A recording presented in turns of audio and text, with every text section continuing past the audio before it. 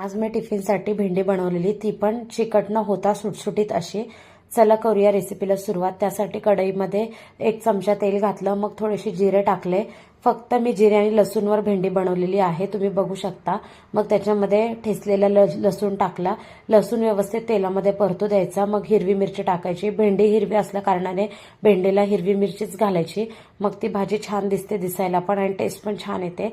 त्यानंतर कापलेली भेंडी टाकायची. भेंडी ही मी सकाळी स्वच्छ धुवून सुकल्यानंतर कापलेली आहे.